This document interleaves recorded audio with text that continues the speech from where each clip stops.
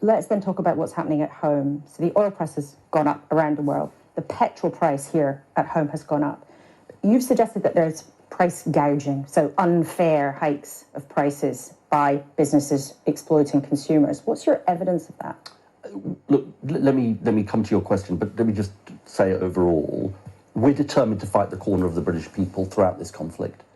And that's what people would have expect of us. And Rachel Reeves and I warned companies, petrol retailers, heating oil companies, not to engage in profiteering, not to engage in price gouging, because it's incredibly important they don't. There is evidence this market hasn't been working well. In December of last year, the Competition Commission, the Competition and Markets Authority said it wasn't working well.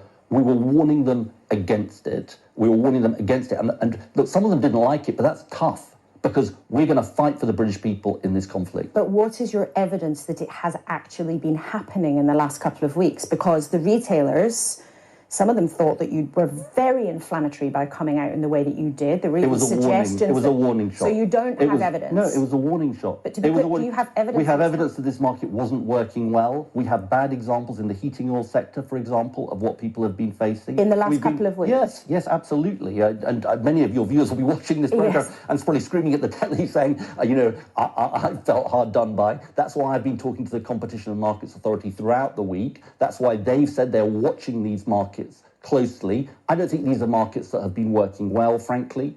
I think there's a longer-term look that needs to be done at how these markets are working. For now, I think it's so important. Look, the thing I learned from previous crises, the British people expect us to be by their side.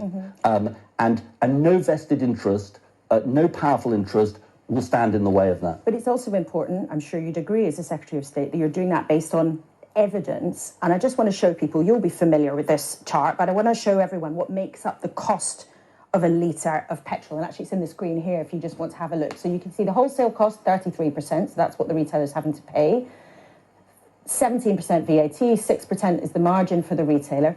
The biggest chunk, fuel duty, that goes to you and the government. So you're in control of the biggest chunk of the cost that people pay at the pump. So that's why we've frozen fuel duty. That's why we've frozen fuel duty. And if prices stay as high as they are, you're not going to put it up in September, are you? Well, that's what, in a way, let me answer that by saying this, which is we don't know. I'll be candid with you. We don't know how long this conflict is going to go on.